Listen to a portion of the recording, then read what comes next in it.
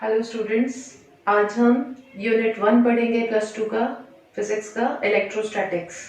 ये चैप्टर जो है ये बोर्ड में 8 मार्क्स का आता है और इसमें से आपके जेई मेंस नीट में अगर इक्विवेलेंट कंपटीशन एग्जाम्स में एक या दो न्यूमेरिकल्स भी कवर होते हैं, क्वेश्चंस कवर होते हैं मतलब, राइट। तो let us start with the unit electrostatics. Electro stands for charge, statics मतलब रेस्ट, तो मतलब चार्ज एट रेस्ट।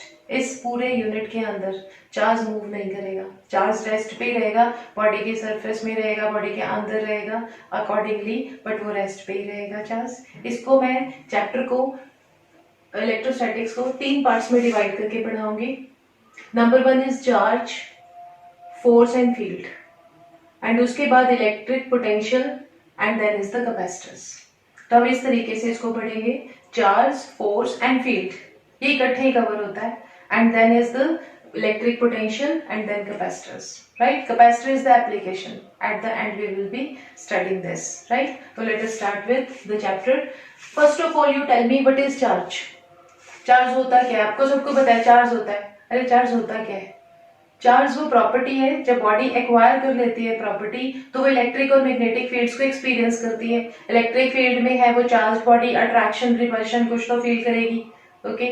और अगर मैग्नेटिक फील्ड में है तो भी वो फोर्स एक्सपीरियंस करेगी चार्ज बॉडी, कंडीशन के साथ पढ़ेंगे उसको भी, राइट, कि किस कंडीशन में वो मैग्नेटिक फील्ड में फोर्स फील करेगी, बट चार्ज होगा तो ही फोर्स फील करेगी वो।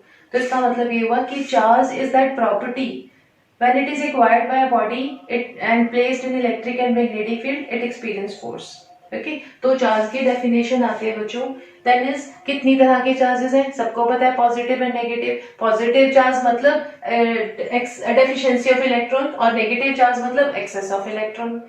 जब इलेक्ट्रॉन ज्यादा है तो नेगेटिव चार्ज आ गया, किससे ज्यादा है? एक्सेस ऑफ इलेक्ट्रॉन, मतलब किससे ज्यादा है? ये एक्चुअली क्या है, न्यूक्लियस के अंदर जितना पॉजिटिव चार्ज है अगर बाहर उतने ही इलेक्ट्रॉन है तो इलेक्ट्रिकली न्यूट्रल हो गया एटम।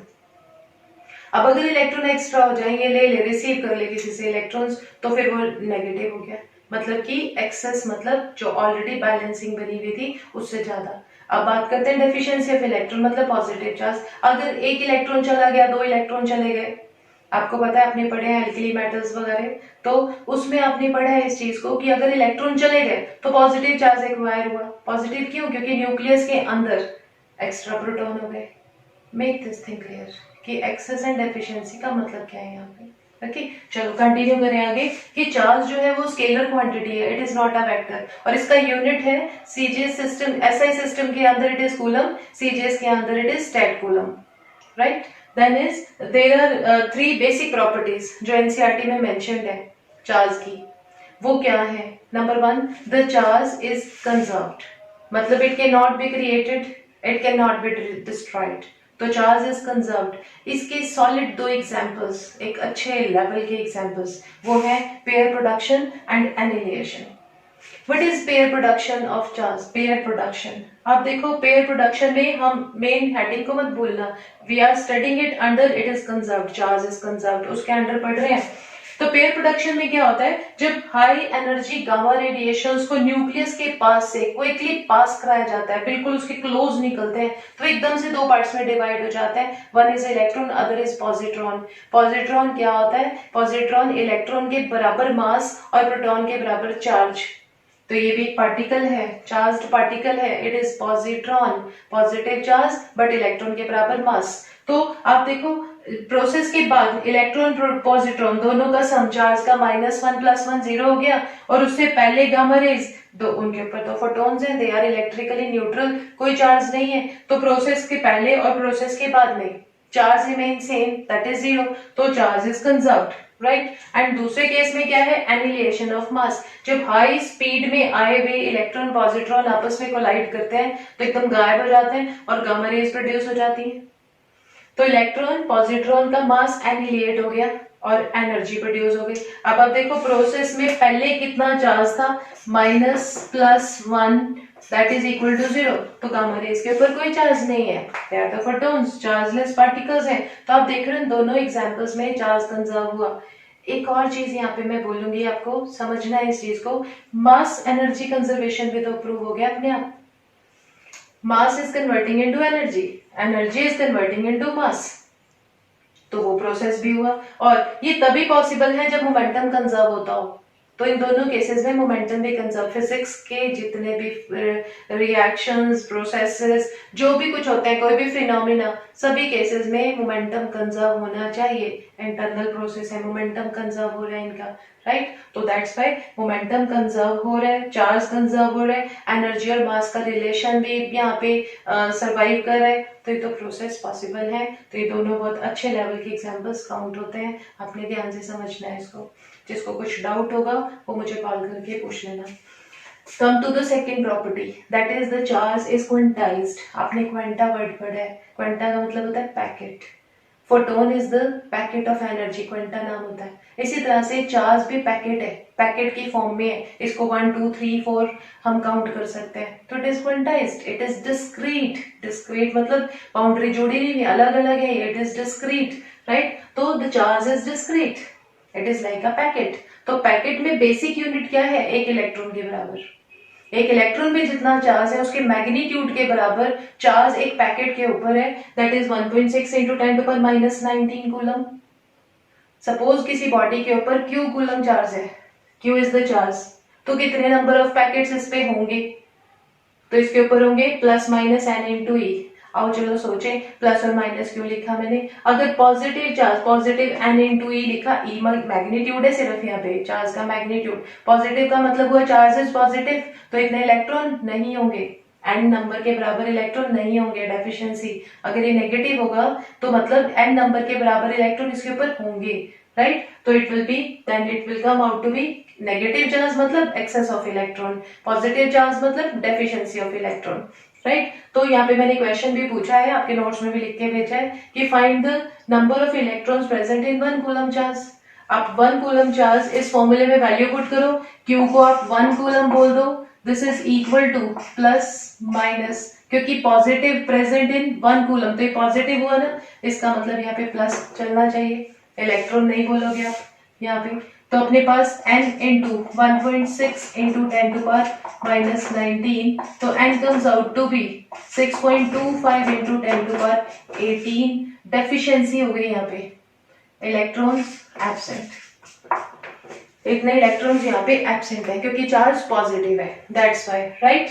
उसके बाद थर्ड प्रॉपर्टी है that is charge is additive. तो चार्जेस आर एडिटिव का मतलब एक एंटायर बॉडी के ऊपर अगर कोई प्लस क्यू कूलम चार्ज है, माइनस क्यू कूलम चार्ज है वगैरह, तो टोटल कितना हुआ?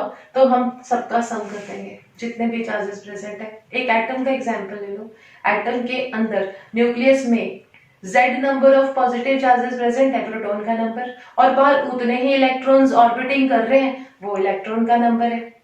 दोनों बराबर है आपस में, तो सम किया आपने, 0 आ गया, एटम इज इलेक्ट्रिकली न्यूट्रल। तो क्या उसमें पॉजिटिव चार्ज एब्सेंट था? नहीं था। नेगेटिव चार्ज भी एब्सेंट नहीं था, दोनों ही चार्जेस प्रेजेंट थे, तो नेट चार्ज 0 हो गया, चार्जेस होते हुए भी नेट चार्ज इज 0। सोडियम का एग्जांपल ले लो, अगर सोडियम ने अपना एक इलेक्ट्रॉन डोनेट कर दिया, दे दिया है, तो Na पॉजिटिव आ गया, जबकि उसके अंदर पहले बराबर बराबर इलेक्ट्रॉन और प्रोटॉन थे। अब क्या हुआ? न्यूक्लियस में एक प्रोटॉन एक्स्ट्रा हो गया क्योंकि एक इलेक्ट्रॉन तो दे दिया उसने अपना, तो पॉजिटिव Na पॉजिटिव आ गया वहां पे। तो ये जो है चार्ज के टोटल सभी चार्जेस का अलजेब्रिक सम, अलजेब्रिक सम का मतलब वेक्टर नहीं लगाने अपने, स्केलर सम, ओके। वो total charge, net charge, that means charges are additive, charge is additive, okay. तो दिस थिंग, एक खास पॉइंट मैंने एंड में लिखा है आपके लिए, ये है यहाँ पे, फ्रैक्शनल चार्जेस आल्सो एग्जिस्ट। मतलब हमने कहा कि पैकेट की फॉर्म में है और छोटा चार्ज ई है, 1 यूनिट, इससे छोटा नहीं है, बट हमने बाद में स्टडी की है, बाद में पता लगा कि नहीं, फ्रैक्शनल चार्जेस भी एग्जिस्ट करते हैं, बस वो इंडिपेंडेंटली एग्जिस्ट नहीं कर पाते। जैसे इलेक्ट्रॉन इंडिपेंडेंटली एग्जिस्ट कर सकता है, प्रोटॉन भी, न्यूट्रॉन भी, बट ये इंडिपेंडेंटली एग्जिस्ट नहीं करते। एक पैकेट के अंदर किसी फॉर्म में बंद होते हैं ये, जैसे कि इलेक्ट्रॉन के अंदर, प्रोटॉन के अंदर, न्यूट्रॉन के अंदर कुछ क्वार्क्स, इनको क्वार्क्स बोलते हैं, फ्रैक्शनल चार्जेस को क्वार्क्स बोलते हैं। तो ये जो क्वार्क्स हैं, अप डाउन एक एग्जांपल के फॉर्म में मैंने लिया, इनको मैं नाम लिख देती हूँ, दे आर क्वार्क्स। तो क्वार्क्स एग्जिस्ट करते हैं नेचर में नॉट इंडिपेंडेंटली, बट वो किसी पैकेट के अंदर सेफ रहते हैं। वो पैकेट इलेक्ट्रॉन नाम का पैकेट हो सकता है, प्रोटॉन का हो सकता है, न्यूट्रॉन का हो सकता है। ठीक है, मैंने दो एग्जांपल लिए यहाँ पे क्वार्क्स के जिनसे मिलके इलेक्ट्रॉन प्रोटॉन बने हैं। One is up, other is down. Up के ऊपर चार्ज है प्लस का 2/3 ऑफ ई, फ्रैक्शनल हुआ। डाउन के ऊपर है माइनस ऑफ 1/3 ऑफ ई, ये भी फ्रैक्शनल है। अब एग्जाम्पल मैंने दिया, एक इलेक्ट्रॉन के बनने के लिए 3 डाउन मिल गए, डी डी डी, 1/3 1/3 1/3 माइनस में सब जुड़ गए तो -3/3 मतलब -1 ऑफ ई। तो इतना चार्ज इलेक्ट्रॉन के ऊपर आ गया। अब आपका होमवर्क है ये कि आपको पता लगाना है प्रोटॉन में कितने इनका कॉम्बिनेशन होगा और न्यूट्रॉन में इनका क्या कॉम्बिनेशन होगा। राइट। हेलो बच्चों, अपना लेक्चर कंटिन्यू करते हैं नेक्स्ट पिछले वाले लेक्चर से, जिसमें मैंने आपको चार्ज के बारे में बताया था, उसकी 3 इंपॉर्टेंट प्रॉपर्टीज बताई थी। आई होप आपने पढ़ा है वो लेक्चर, आपको याद हो गए 3 प्रॉपर्टीज कौन सी हैं। One is the charge is conserved, other is the charge is quantized and third is charge is additive. आज चलो कंटिन्यू करते हैं उसी के साथ, वहां से आगे कंटिन्यू करते हैं। मैंने आपको क्वार्क्स का एक कंसेप्ट दिया था पिछले लेक्चर में, बोला था कि क्वार्क्स भी होते हैं, they are the fractional charges. वो इंडिपेंडेंटली एग्जिस्ट नहीं करते, लेकिन फ्रैक्शनल चार्जेस मिलके इलेक्ट्रॉन प्रोटॉन न्यूट्रॉन जैसे बेसिक जिनसे कि एटम बना है वो बनाते हैं। तो पहले सोचा जाता था कि इलेक्ट्रॉन ही बेसिक है, इससे छोटा और कोई चार्ज नहीं है, बट फिर फ्रैक्शनल चार्जेस मिल गए और कई यूनिवर्सिटीज में स्टडी चल रही है, हाई एनर्जी फिजिक्स के अंडर आती है वो ब्रांच, जिसमें कि इन चीजों को पढ़ा जाता है। तो फ्रैक्शनल चार्जेस में अप डाउन स्ट्रेट चार्म इस तरह के हैं, पता लगे हैं क्वार्क्स। ओके, आपको अप डाउन के बारे में पता होना चाहिए क्योंकि जेईई मेंस में इसका क्वेश्चन आया था। उसमें उन्होंने पूछा कि इलेक्ट्रॉन प्रोटॉन न्यूट्रॉन कुछ फ्रैक्शनल चार्जेस से मिलके बने हैं, वो है अप एंड डाउन। तो कॉम्बिनेशन बताओ कि कैसे होगा। तो बताया था कि अप जो है वो है पॉजिटिव का 2/3 और डाउन जो है वो माइनस का 1/3 तो इनकी कॉम्बिनेशन से इलेक्ट्रॉन प्रोटॉन बने हैं। और मैंने क्वेश्चन भेज छोड़ा था आपके लिए लास्ट टाइम कि बताओ इलेक्ट्रॉन किन किन से मिलके बने। तो 3 डी मिलके, मतलब कि डाउन डाउन डाउन 3 मिलके एक इलेक्ट्रॉन बना रहे हैं। 2 अप और एक डाउन से प्रोटॉन बन गया और 2 डाउन एंड एक अप से न्यूट्रॉन बन गए। ठीक है, तो ये क्वार्क्स के मिलके कॉम्बिनेशन, इन्होंने इलेक्ट्रॉन प्रोटॉन न्यूट्रॉन के कॉम्बिनेशन बना लिया, इंडिपेंडेंटली एग्जिस्ट नहीं करते। एक पैकेट की फॉर्म में इलेक्ट्रॉन में बंद हो गए, प्रोटॉन में बंद हो गए, न्यूट्रॉन में बंद हो गए, इस तरह से तो है इनका। ठीक है, अभी मैं आगे कंटिन्यू कर रही हूँ चार्जेस के बारे में कुछ और इन्फॉर्मेशन, वो जो हाई लेवल पे चले जाते हैं थोड़ी सी ये चीजें, लेकिन हमको पता होनी चाहिए बिकॉज ऑफ एमसीक्यूज बोर्ड में भी कवर हो रहे हैं। राइट, तो हमको ये बातें पता होनी चाहिए। क्या है इसमें इंपॉर्टेंट चीज कि charges can not stay without mass. Charge है तो मास के ऊपर स्टे करेगा, वो मास होगा तो चार्ज स्टे कर पाएगा, लेकिन vice versa is not true. Mass is possible without charge but charge is not possible without mass. आप इलेक्ट्रॉन प्रोटॉन के बारे में सोचो, चार्ज है मास भी है, और न्यूट्रॉन एटम वगैरह they are electrically neutral, overall charge 0 है उनका पर मास है। तो mass can stay without charge but vice versa is not true. ठीक है, तो हम इस बात को ध्यान रखेंगे। अब है चार्जेस इनवेरिएंट।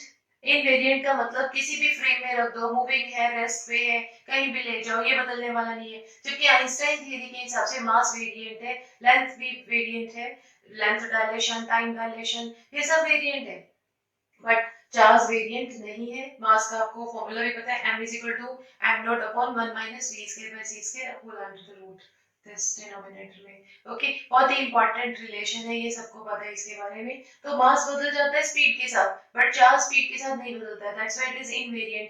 अब चार्ज डेंसिटी बदल जाती है, बिकॉज़ चार्ज डेंसिटी क्या होती है, it is charge per unit volume. It is charge per unit volume, this is the charge density.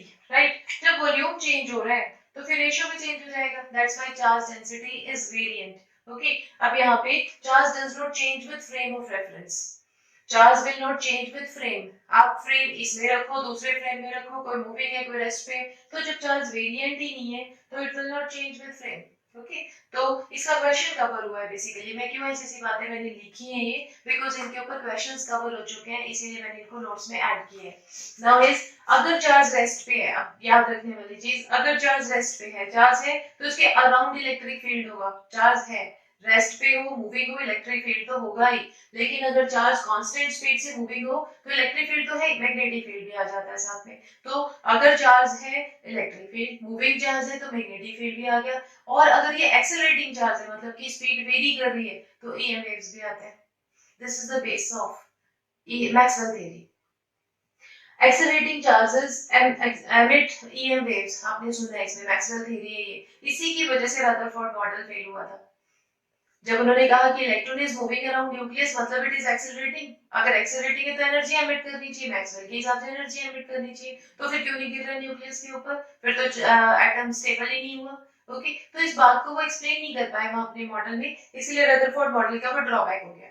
बाद में बॉर्न मॉडल ने उसको स्टेशनरी ऑर्बिट वाला कंसेप्ट देके कर दिया था सेटल, लेकिन मैक्सवेल थ्योरी के हिसाब से जो भी चार्ज एक्सेलरेट होता है उसका ईएम वेव्स प्रोड्यूस करता है। तो मतलब मेरे साथ बोलो इस बात को, अगर charge at rest only electric field, charge is moving with constant speed, electric and magnetic field, charge is accelerating, electric field, magnetic field plus the bonus EM waves, वो भी आएंगी साथ में। ईएम वेव्स एनर्जी होती है उनके अंदर, right. Now is एक बड़ा इंपॉर्टेंट क्वेश्चन, ये क्वेश्चन बहुत टाइम से देखा, एनसीईआरटी में, पुरानी एनसीईआरटी में भी डिस्कस था ये ब्लू कलर के बॉक्स में। तो यहाँ पे मैं इसको डिस्कस कर रही हूँ कि एक फ्रेम में एक चार्ज रखा हुआ है, उस फ्रेम में एक ऑब्जर्वर भी है और फ्रेम इज एट रेस्ट, दूसरा फ्रेम मूविंग है।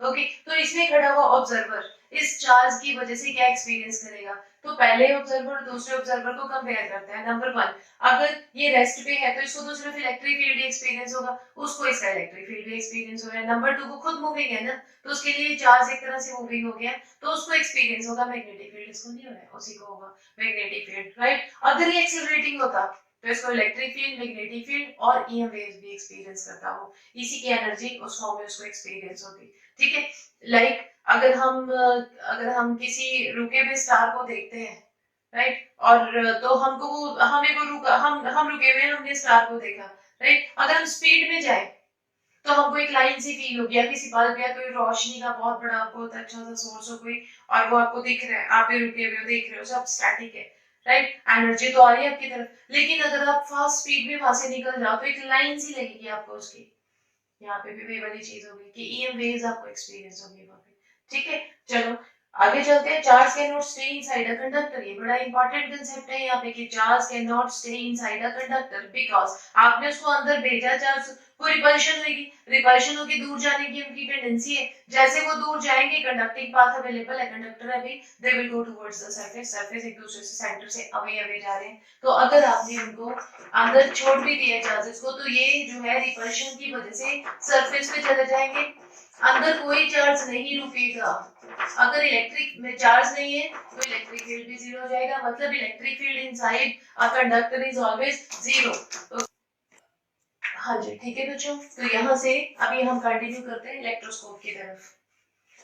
इलेक्ट्रोस्कोप क्या है? It is a device which is used to find the magnitude of charge, the nature of charge. Electroscope का नाम आपने सुना है, सीबीएसई ने बिलो 10th क्लासेस में 8th 9th में कहीं पढ़ाया है, इसके 8th के में पढ़ाया होगा आई थिंक इलेक्ट्रोस्कोप के बारे में। ओके, तो electroscope is a device which is used to find the nature of charge, the magnitude of charge. Electroscope कैसा होता है? It is the combination of one conducting rod that is having at one end gold foil. Gold foil बहुत ही thin पतली सी foil, foil इसी, क्योंकि gold को क्यों चूज किया? बिकॉज ये थिन शीट बनाई जा सकती है, बहुत ही लाइट, तो गोल्ड फॉइल यूज हुई और ये कंडक्टिंग रॉड उसके साथ कनेक्ट कर दिया। ठीक है, तो इलेक्ट्रोस्कोप बनाया, आपने प्रोजेक्ट भी बनाया होगा उस टाइम पे।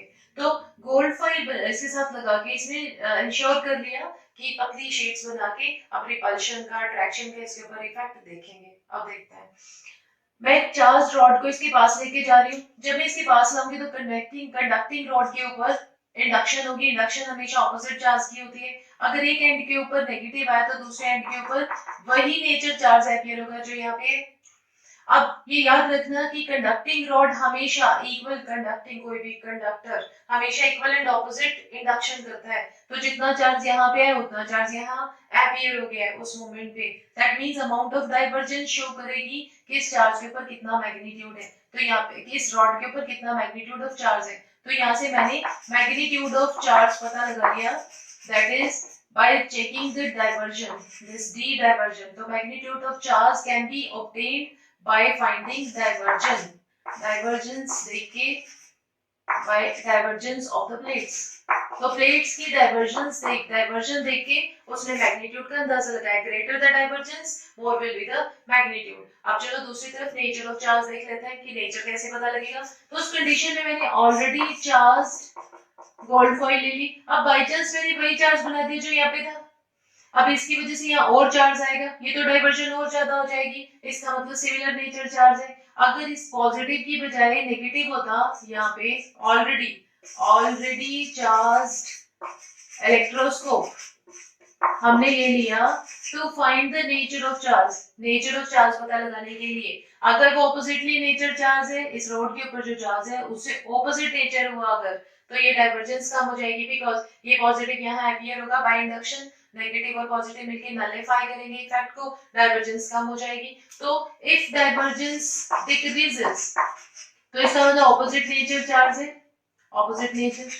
अगर डाइवर्जेंस इंक्रीजेस तो इसका मतलब सिमिलर नेचर चार्ज है ये, राइट। तो हम मेक आउट कर सकते हैं। इस बात को बार बार सुनना, वीडियो को बार बार रिपीट करना, यहाँ पे बार बार सुनना इस चीज को कि मैंने कब बोला है डाइवर्जेंस बढ़ रही है और कब बोला है कम हो रही है। अगर डाइवर्जेंस कम हो रही है तो इलेक्ट्रोस्कोप पे जो चार्ज था रोड पे उससे ऑपोजिट है। मुझे शुरू में नहीं पता कि रोड पे क्या चार्ज है, पर इलेक्ट्रोस्कोप तो हम लाए, हम कौन सा चार्ज दे के लाए हमें पता है। अगर डाइवर्जेंस कम हो रही है मतलब ऑपोजिट नेचर है, अगर डाइवर्जेंस बढ़ रही है तो सिमिलर नेचर है। That's how nature can be obtained, magnitude भी और नेचर भी पता लग गया तो इलेक्ट्रोस्कोप की वर्किंग है। Next is the methods of charging. Charge करने के methods, there are 3 methods. One is by friction, by rubbing, number 2 is by conduction, number 3 is by induction. तो आज की वीडियो में कंडक्शन तक का पढ़ाऊंगी आपको, नेक्स्ट में हम इंडक्शन डिस्कस करेंगे। पहले आप फ्रिक्शन का सुन लो कैसे। Bye friction, by rubbing. Rubbing करने से जैसे कि आपने ग्लास की रॉड को सिल्क के क्लॉथ के साथ आपने रब किया, या एक कॉम प्लास्टिक कॉम को अपने हेयर के साथ रब किया, ये वाला याद है ना, तो वो फ्रिक्शनल इलेक्ट्रिसिटी प्रोड्यूस होती है, स्टैटिक चार्जेस प्रोड्यूस हो जाते हैं। और जैसे आप दूसरे के ऊपर टच करोगे तो वो अट्रैक्ट करना शुरू कर देगा, आपको याद है ये, तो वो हमने चार्ज प्रोड्यूस कर लिए। क्लाउड्स के अंदर भी चार्जेस, स्टैटिक चार्जेस ही होते हैं वो भी, ओके, तो वो भी रबिंग की वजह से आते हैं, राइट। जब वो शोर आता है, लाइटनिंग एंड साउंड प्रोड्यूस होती है, तो वो रबिंग का होता है कि क्लाउड दूसरे क्लाउड से टकराया है, रबिंग हुई है और चार्जेस प्रोड्यूस हुए, तो फ्रिक्शनल इलेक्ट्रिसिटी प्रोड्यूस होती है। Lightning is the reason behind. Benjamin Franklin ने काइट को उड़ा के उसके ऊपर एक मेटल प्लेट लगा के, उसके डोर के साथ मेटल प्लेट लगा के और काफी हाइट तक ले जाके जब उसको नीचे लाया तो वो प्लेट चार्ज थी, तो उसने आइडिया लगाया कि charges are present there in atmosphere, clouds में चार्जेस हैं, वो सब स्टैटिक चार्जेस का ही एग्जांपल है। Static electricity, sorry static charges, frictional electricity, okay. तो वो आपको ऑलरेडी नॉलेज है, हमें तो मेन डिटेल में इनको पढ़ना है। बाय कंडक्शन, तो कंडक्शन में चार्जेस कंडक्ट करते हैं किधर से किधर, चार्जेस हमेशा कंडक्ट करते हैं high to low potential, flow from high to low potential, low potential. बच्चे बोलते हैं कई बार पॉजिटिव टू नेगेटिव पोटेंशियल, सही है वो, लेकिन high to low is better word. Why? Because positive to negative के अलावा पॉजिटिव टू पॉजिटिव भी जा सकते हैं, ज्यादा पॉजिटिव और कम पॉजिटिव की तरफ जा सकते हैं, ज्यादा पॉजिटिव से कम पॉजिटिव की तरफ। तो ज्यादा पॉजिटिव के कंपैरिजन में जो कम पॉजिटिव है वो लो बन गया, तो charge high to low potential पे जाते हैं। और चलो इसके हिसाब से देखते हैं। मैं एक फॉर्मूला बताऊंगी आपको, the potential is directly proportional to charge, greater charge greater potential, पर ये बात अभी आधी सच है, divide by the size of object भी करो जिसके ऊपर चार्ज स्टे कर रहा है, ओके। तो the v is directly proportional to q upon r, इन दोनों का रेशियो डिसाइड करेगा। अब देखो मैंने यहाँ पे लिखा v1 q1 r1, v2 q2 r2, ये 3 वेरिएबल्स, यहीं पे 3 चीजें हैं, ये वाला भी इन दोनों के रेशियो पर डिपेंड करता है, v2 इन दोनों के रेशियो पे। अब ऐसा हो सकता है जब मैं इनको कनेक्ट करूं विद अ कंडक्टिंग वायर, तो चार्ज किधर से किधर जाएगा, if v1 is greater than v2 तो q flows from a to b, q will go from a to b, और अगर v1 is less than v2 तो q will flow from b to a। तो decide कैसे होगा, this v1 is proportional to q1, मैं constant c लिख देती हूँ over r1, and v2 is proportional to c q2 upon r2। तो अब इन दोनों में से जो भी रेशियो ज्यादा होगा, r2 है ये, जो भी रेशियो ज्यादा होगा चार्ज हमेशा उधर से उधर फ्लो करेगा। अगर ये हाई है, v हाई है, मैं ये नहीं कह रही कि q ज्यादा है, Q और R का रेशियो डिसाइड करेगा। अगर V हाई है तो V इसकी तरफ जाएगा, अगर V2 हाई हो गया तो उस तरफ जाएगा। मैंने कोई एरो नहीं लगाया, अभी बच के काम किया इस बात में। ओके, तो this is all about for today. इस लेक्चर को आप आज स्टडी करो। आज आपके पास इसके नोट्स में भेज चुकी हूँ ऑलरेडी। इंडक्शन के नोट्स पे आएंगे, 2 बार आएंगे लेक्चर आपके पास। आज ही पढ़ना है आपने, ठीक है? फिर एक असाइनमेंट भेजेंगे, राइट? तो दैट्स ऑल फॉर टुडे। अभी हेलो बच्चों, टॉपिक कंटिन्यू करेंगे अपना चार्जेस वाला। इलेक्ट्रोस्टैटिक्स में हम लोग चार्जेस डिस्कस कर चुके हैं, चार्जिंग के मेथड्स डिस्कस कर रहे थे। एक बार फटाफट रिवाइज करते हैं जो हम पढ़ चुके हैं उसके बारे में। चार्ज क्या होता है? Charge is property acquired by a body due to which it experiences electric and magnetic field. Charges like charges repel each other, unlike charges attract each other. Charges cannot stay without mass, but mass can stay without charge. Charges are invariant, but charge density is variant. Charges cannot go inside a conductor, they cannot reside inside a conductor. So all the charge comes on the surface of conductor. That is why electric field inside the conductor will always be zero. ये कुछ important points हैं जो आपको ध्यान रखने चाहिए, ऐसी सी चीजें ध्यान रखनी चाहिए। 3 प्रॉपर्टीज चार्जेस की एनसीईआरटी में प्रॉपरली मेंशन हुए हैं और क्वेश्चंस भी आते हैं उसमें। वो है quantization of charge, conservative nature of charge and additive property of charge. ठीक है, चार्ज इज अ स्केलर, तो एडिशन करोगे it will be scalar sum, algebraic sum, that will be okay.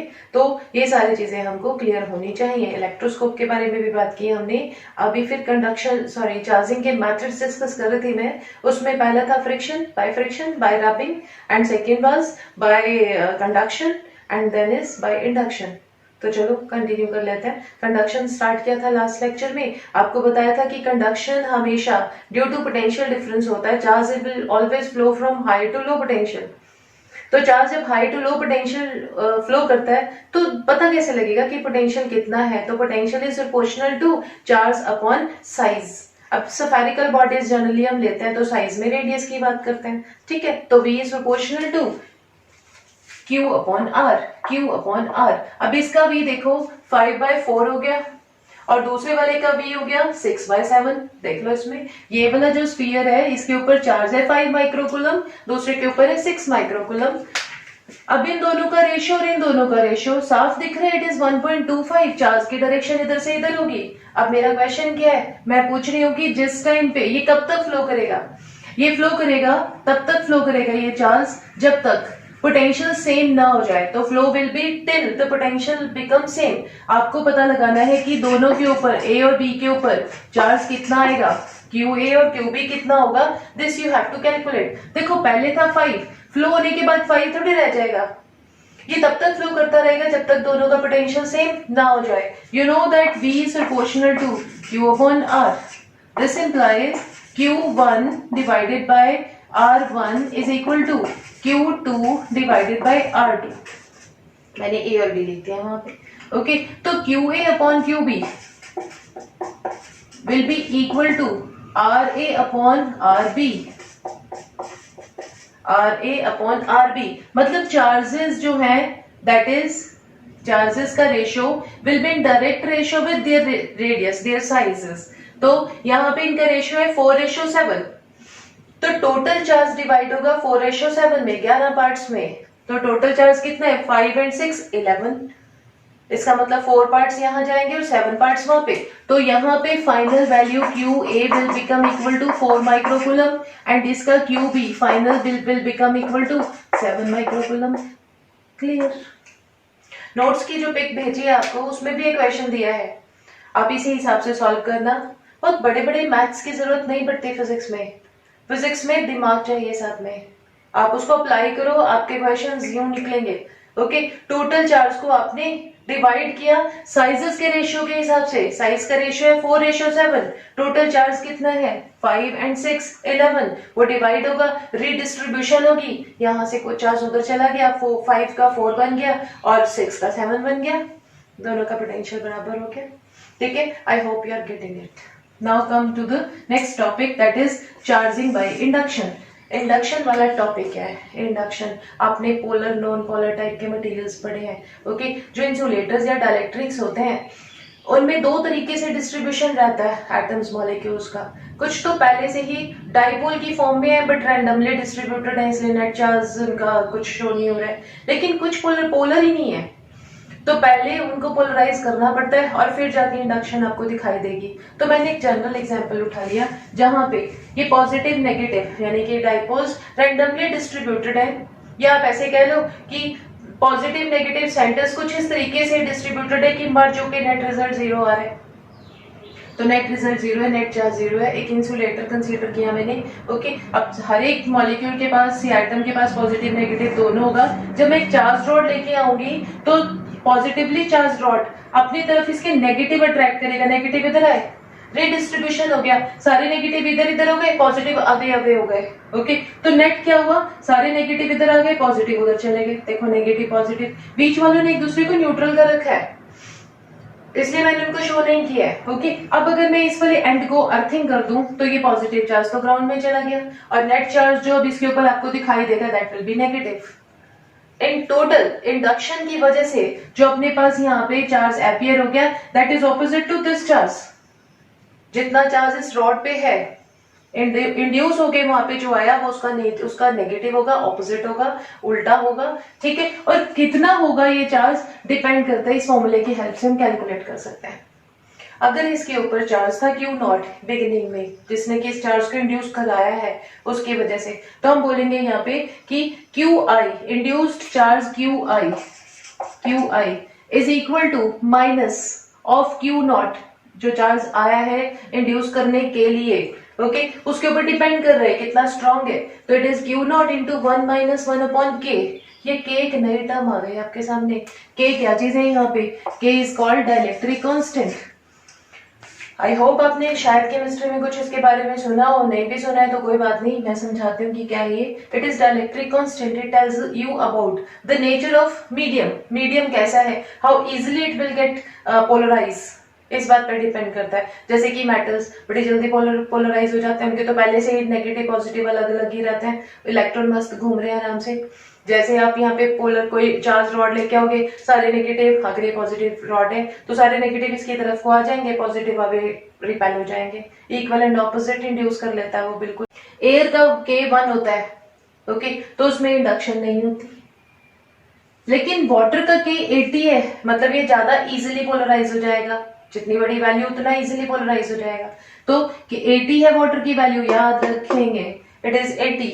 और मेटल्स के लिए infinity, mind it is infinity. Okay, आप infinity यहाँ put करो, 1 माइनस 1 ओवर इंफिनिटी मतलब 0, equal and opposite induction on metals, right. और water के case में इट इज 80। ये दो तीन चीजें याद रखनी है, कंपैरिजन हो जाता है इसे इजीली, राइट। तो मेटल्स में equal and opposite charge get induced. अब हम यहाँ पे पहले वाले पुराने उसमें आए डायग्राम में वापस, तो आप देखो सिर्फ रीडिस्ट्रीब्यूशन हुई है इंडक्शन में, वो तो मैंने अर्थिंग का प्रोसेस करा के नेगेटिव पूरे स्प्रेड करा दिए, अदरवाइज इंडक्शन यहाँ हुई है। This here is the induction, यहाँ तक की इंडक्शन हुई है। ओके, तो आप देख रहे हो इंडक्शन में नो एक्चुअल चार्ज ट्रांसफर, कोई एक्चुअल चार्ज ट्रांसफर नहीं होता, only induction is taking place, right. तो इस तरह से यहाँ तक की बात आप ध्यान रखें। हाँ जी बच्चों, तो अब देखो यहाँ पे हमने इंडक्शन की बात करी थी कि मेटल्स के लिए इट इज इन्फिनिटी। मैंने दो स्फीयर्स बनाए, कॉपर और एक एल्यूमिनियम। ये चार्ज रॉड दोनों के लिए सेम रखी है मैंने, इक्वल चार्ज है दोनों के ऊपर। आप मुझे बताओ कॉपर के ऊपर इंडक्शन ज्यादा होगी या एल्यूमिनियम के? In which case more induction will be there? Induction on copper ज्यादा है कि एल्यूमिनियम के ऊपर ज्यादा है? तो इजी क्वेश्चन है आपके लिए, सोचना चाहिए आपको आंसर सुनने से पहले, सोचो। दोनों के केस में अगर एल्यूमिनियम और कॉपर के केस में अगर के तो इन्फिनिटी है तो क्या फर्क पड़ता है कि कॉपर है या एल्यूमिनियम? दोनों के केस में answer is induction same. Why? Because के तो इन्फिनिटी है, इसीलिए दोनों का आंसर सेम आएगा। आपका आंसर मैच हुआ मेरे साथ, तो you have understood this. Okay, चलो आज का नेक्स्ट टॉपिक कंटिन्यूएशन में इज द कूलम्स लॉ। आपने देखा होगा कि जब मैं फोर्स पे पहुंचने से पहले मैंने चार्ज के बारे में बहुत डिटेल डिस्कशन करी है, तब जाके हम आज दूसरे तीसरे लेक्चर में कूलम्स लॉ तक पहुंचे हैं। तो वो सारा हम बेस बना रहे थे। चार्ज के बारे में अंडरस्टैंड कर रहे थे चीज़ों को, मैथड्स वगैरह ये सब चीज़ें। कई बार ये मिस होने की वजह से हम डायरेक्ट अगर जंप कर जाएं कूलम्स लॉ पे, वो सारा बेस वीक हो जाता है। आपको कितनी छोटी छोटी इन्फॉर्मेशंस मिली है, आपको पोटेंशियल डिवाइड करना आ गया। पोटेंशियल अभी टॉपिक है जो डिटेल में आएगा, बट फिर भी आज हम पोटेंशियल के बारे में कुछ समझ चुके हैं। चार्ज है तो इलेक्ट्रिक फील्ड होगा, इलेक्ट्रिक फील्ड है तो पोटेंशियल भी होगा। पोटेंशियल क्या होता है? Work done in bringing a charge from given one point, in changing the position of charge या in bringing the charge from infinity to given position. That is the work done per unit charge, right? तो वो आपको class 10 से ही knowledge है इस चीज की। बस इसको हम समझ नहीं पाते कि हम जिसकी बात कर रहे हैं, जिस टर्म को हम यूज कर रहे हैं, वो टर्म है क्या, दिमाग में उसकी इमेजिनेशन क्या हो रही है आपको, वो चीजों का फर्क हो जाता है कई बार कि हम रिलेट ही नहीं कर पाते हैं। ओके, तो फोर्स से शुरू करेंगे, फिर हम फील्ड और फिर हम पोटेंशियल तक जाएंगे अब इस रूट पे। इससे पहले मैंने आपके थोड़े बहुत पहले की प्रीवियसली एक्वायर्ड इन्फॉर्मेशंस उनको एक सेट कर दिया एक लाइन में। ओके, तो आप अपना टॉपिक शुरू हो गया, that is the Coulomb's law. Coulomb's law में जैसे ग्रेविटेशनल लॉ न्यूटन ने दिया, कूलम ने दिया ये लॉ, उसने भी इस बारे में स्टडी किया तो पता लगा जैसे मासेस एक दूसरे के ऊपर फोर्स एक्ट करते हैं, ओके, इसी तरह से चार्जेस भी एक दूसरे के ऊपर फोर्स लगाते हैं। किस तरह की फोर्स है वो डिपेंड करता है कि अट्रैक्ट कर रहे हैं या रिपेल कर रहे हैं। मतलब मैग्नेटिक जो ग्रेविटेशनल फोर्स है वो तो हमेशा अट्रैक्टिव ही है, but electrostatic force, Coulomb's force को हम इलेक्ट्रोस्टैटिक फोर्स भी बोलते हैं, वो अट्रैक्टिव भी हो सकती है, रिपल्सिव भी हो सकती है, डिपेंडिंग अपॉन चार्जेस का नेचर कैसा है। Let us say two charges are placed r distance apart, their centers are at r distance apart, then हम बोलेंगे कि force between them is directly proportional to product of the charges, वही बिल्कुल same rule, and is inversely proportional to square of the distance between them, मतलब it obeys inverse square law। तो in totality जब हम इनको together लिखते हैं तो इसका proportionality constant है k is equal to k, यहाँ पे this is k is equal to 1 over 4 pi epsilon naught, and which is equal to 9 into 10 to power 9 Newton meter square per coulomb square। Epsilon not क्या है? ये तो नई चीज है आपके लिए। Epsilon not is absolute permittivity, यानी कि एब्सोल्यूट का मतलब होता है एयर या वैक्यूम में बात हो रही है, मतलब ये मीडियम कितना सपोर्ट कर रहा है, चार्जेस एक दूसरे के ऊपर फील्ड या फोर्स अप्लाई कर रहे हैं, एक्सर्ट कर रहे हैं फोर्स, मीडियम इंटरवेनिंग मीडियम कितना उनको सपोर्ट कर रहा है या नहीं कर रहा है, उसके हिसाब से। एयर बिल्कुल नहीं करती है सपोर्ट, ठीक है ना, तो फिर वो इनवर्स में है ना, ये भी देखना, तो के बहुत ज्यादा आ जाएगा। तो ये मैक्सिमम वैल्यू 9 की जो है वो आपको 9 के की वैल्यू है 9 into 10 to power 9 newton per metre square, right. चलो, now is the in presence of medium epsilon m, it is permittivity of the medium. This epsilon m is equal to k times epsilon naught. ये k वही है जो अभी मैंने थोड़ी देर पहले discuss किया था इसी वीडियो में कि k is the dielectric constant. ये मीडियम के नेचर के बारे में बताता है कि मीडियम कितना इंटरवेनिंग मीडियम कितना इंटरफेयर कर रहा है इनके इंटरेक्शन में। ओके, तो जैसे जैसे मीडियम पोलर होता जाएगा, पोलर होगा मीडियम, वो जो है उसका के भी बीच में आ जाएगा, और के वैल्यू ज्यादा मतलब ज्यादा पोलर है, इंटरफेरेंस उसकी ज्यादा हो गई, ठीक है। दिस इज तो epsilon m is equal to K epsilon naught. तो k की वैल्यू इसमें मोर देन 1 होती है हमेशा, एयर के लिए 1 है, तो बाकी मीडियम्स तो उससे ज्यादा ही पोलर होंगे, दैट्स व्हाई k की वैल्यू जो है वो मोर देन 1 होगी। जब आप इसमें फॉर्मूले में पुट कर रहे हैं value f in air is 1 over 4 pi epsilon not this and that, medium के अंदर this will become 4 pi epsilon m, और एप्सिलॉन m क्या है? Epsilon not and k। तो आप देख रहे हो इस पूरे एयर के कंपैरिजन में एक k और आ गया डिनोमिनेटर में, तो force in medium reduce, force is maximum in air, जबकि मीडियम के केस में फोर्स रिड्यूस हो जाती है। ओके, तो फोर्स मैक्सिमम है एयर में, ये मैंने स्पेशली बॉक्स बना के आपका ध्यान यहाँ अट्रैक्ट करने की कोशिश की है, राइट। हम बात कर रहे हैं कोलम्बियन फोर्स, मतलब कि इलेक्ट्रोस्टैटिक फोर्स की। तो इसकी कुछ प्रॉपर्टीज है, like force between charges is conservative in nature. Conservative का मतलब होता है फोर्स, कंजर्वेटिव का मतलब है work done by this force is independent of path, it depend only on initial and final position. ये बात कैसे सपोर्ट होती है? ये बात इसलिए सपोर्ट होती है क्योंकि it obeys inverse square law. जितने भी फोर्सेस इनवर्स स्क्वायर लॉ ओबे करेंगी वो सब के सब कंजर्वेटिव नेचर की होंगी। ओके, तो इसका इंटीग्रेशन कर लो, work done is F dot D R, work done is equal to F dot D R integration with negative sign, internal force है भाई इसलिए नेगेटिव साइन लिखा, तो 1/r² का इंटीग्रेशन करोगे तो -1/r बचेगा। आर जब आप वैल्यू पुट करोगे r1 r2 दो अलग अलग पोजिशन के लिए, तो it is only position dependent. Second is it is central force, मतलब अट्रैक्शन हो या रिपल्शन सेंटर वाली डायरेक्शन में होगी। अगर रिपेल करें तो सेंटर से अवे, अट्रैक्ट करें तो सेंटर की तरफ, अपने सेंटर की तरफ अट्रैक्शन होगी या सेंटर से अवे अट्रैक्शन होगी, that's why they are called central force. ठीक है, अगर Q1 Q2 are of similar nature they will be repulsion, repulsive forces हमेशा पॉजिटिव होती हैं। ओके, और जबकि अगर वो ऑपोजिट नेचर के हैं then the force will be in opposite nature में force will be attractive and attractive force will always be less than 0, right. तो अभी इस वीडियो में मैं यहीं तक कंटिन्यू कर रही हूँ। इसकी नेक्स्ट वीडियो जो बनेगी उसमें हम फोर्स के ऊपर बेस्ड न्यूमेरिकल्स भी बनाएंगे, डिस्कस करेंगे। Okay, thank you. वहीं से कंटिन्यू करेंगे। इलेक्ट्रोस्टैटिक फोर्स बताया था कि ये सेंट्रल फोर्स है, ये कंजर्वेटिव फोर्स है, इसका वर्क डन जो है वो पाथ इंडिपेंडेंट है, इनिशियल और फाइनल पोजीशन पे डिपेंड करता है। मीडियम के साथ भी चेंज होता है, ये force change with medium. Gravitational force अगर आपको याद है तो वो मीडियम के इंडिपेंडेंट था, but electrostatic force depends upon the medium, right. तो हमें इस चीज को थोड़ा और इलेबोरेट करना चाहिए। Let us discuss the force in presence and in absence of medium. In case of air, you know the force is k q1 q2 upon r², जहाँ k की डिटेल है 1/4 pi epsilon naught. Epsilon naught is the absolute permittivity. How much this medium allow the interaction between two charges. But अब आपने medium डाल दिया। Medium डालने से क्या होता है कि वो जो एक्टिविटी है उनकी परमिटिविटी, उनका इंटरेक्शन वो रिड्यूस हो जाता है, वो कम हो जाता है वहां पे। ओके, और डिनोमिनेटर में के आ गया, इसलिए फोर्स है जो इंटरेक्शन है मतलब वो रिड्यूस हो गई कितनी, के टाइम्स, क्योंकि एप्सिलॉन है, मीडियम की permittivity is epsilon not times के। दिस इज द रीजन कि मीडियम में हमेशा फोर्स कम हो जाएगी, कितना टाइम्स, के टाइम्स कम हो जाएगी। ओके, अब अगर एक क्वेश्चन ऐसा आया कि दो चार्जेस हैं, they are placed in air at distance r और उनके बीच में फोर्स है F, हम चाहते हैं कि मीडियम डालने के बाद भी फोर्स F ही रहे, तो सोचो क्या डिस्टेंस कम नहीं करना पड़ेगा? हम डिस्टेंस कम कर देते हैं उनका, तो क्वेश्चन है कि कितना कम करोगे, डिस्टेंस कितना फाइनल वैल्यू लाओगे, ये क्वेश्चन है। अगर तो उसका मैं देखो शॉर्टकट देती हूँ आपको कि अगर मीडियम डाला और सेम फोर्स रिक्वायरमेंट है तो हम डिस्टेंस को रिड्यूस करें, it should be decreased, it should be made new value r prime, पहले r थी, नहीं को मैंने r प्राइम बोल दिया, so that r prime should be equal to r upon root K. देख लो इसका प्रूफ है अपने पास।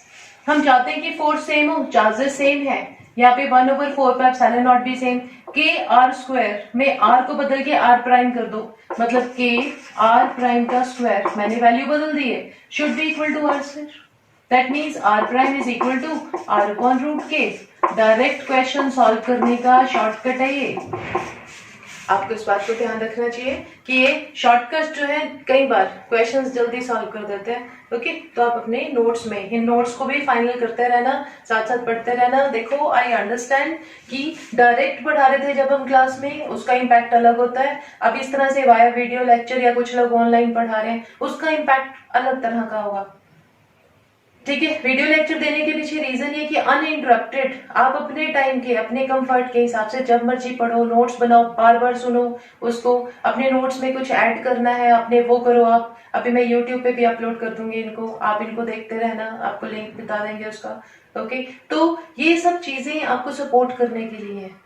हम टीचर्स घर पे बैठ के अभी आपको पढ़ने के लिए फोर्स तो नहीं कर सकते, पर मोरली आपको अब तो रख सकते हैं। मटीरियल यही है, जब हम क्लास में वन डिस्कशन करेंगे चीजों को, तब आप मुझसे डायरेक्टली डाउट्स भी पूछ सकते हो, अपने क्वेश्चन अभी आप फोन करके पूछ सकते हो मुझसे।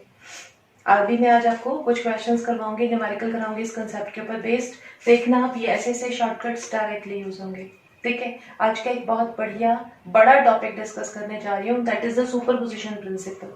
आपको पता है फोर्स जो है वो वेक्टर क्वांटिटी है, तो coulomb force, electrostatic force is a vector, is a vector.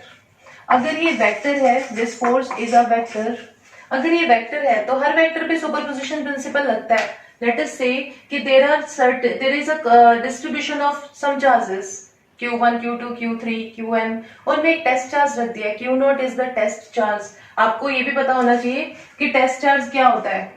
तो मैं बता रही हूँ आपको कि test charge Q0, it is unit positive charge, it is unit positive charge. Electric field जब शुरू करेंगे तो यूनिट पॉजिटिव चार्ज क्यों है, इसको भी डिस्कस करेंगे। फिलहाल आप अभी याद रख लो कि यूनिट पॉजिटिव चार्ज होता है। अब मैंने इतने अरेंजमेंट के अंदर सिस्टम ऑफ चार्जेस में एक टेस्ट चार्ज भी लिया, यूनिट पॉजिटिव चार्ज। मैं इसके ऊपर नेट फोर्स एक्सपीरियंस पता लगाना चाहती हूँ, कितना फोर्स एक्सपीरियंस कर रहा है। तो सुनना ध्यान से, इस Q0 के ऊपर Q1 अपनी फोर्स लगा रहा होगा, बिकॉज दोनों ही पॉजिटिव है तो रिपल्शन होगी, मतलब कि इसका जो एरो बनेगा फोर्स का वो अवे जाएगा। Q2 भी इसके ऊपर फोर्स लगा रहा है अवे, Q3 भी फोर्स लगा रहा है अवे। इतनी सारी फोर्सेस का result will be the vector sum of all the forces.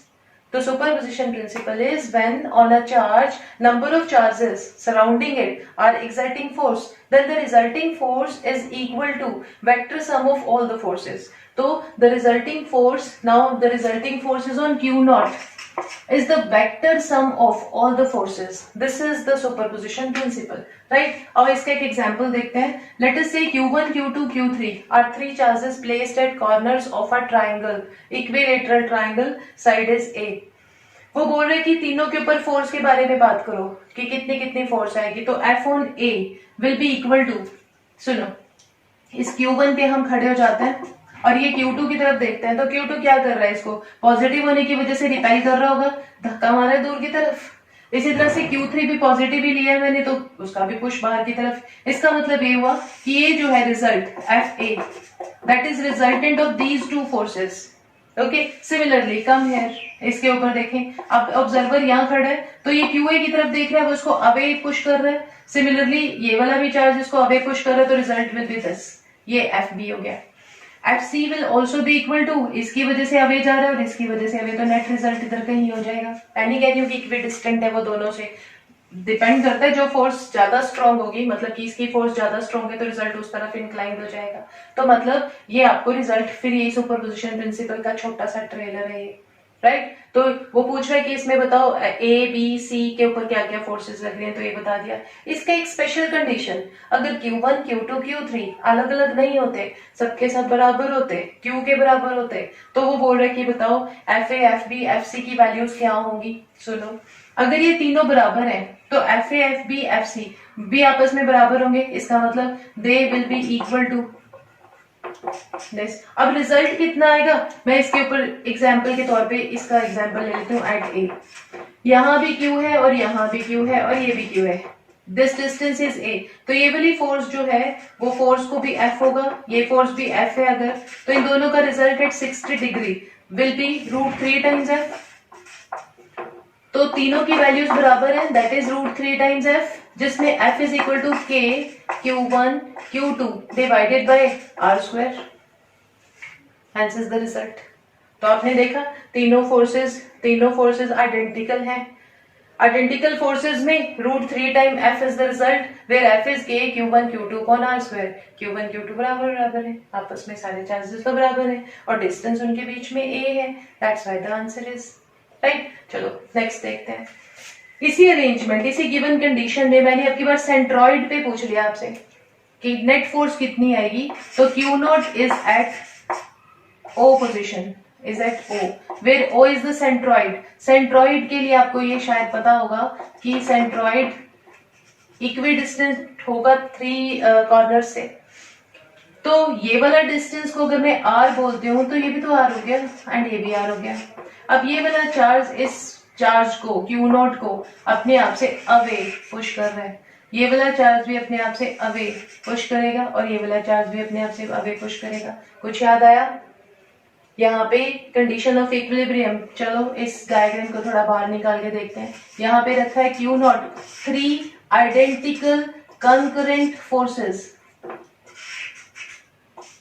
at equal angle. Isn't it the condition of equilibrium?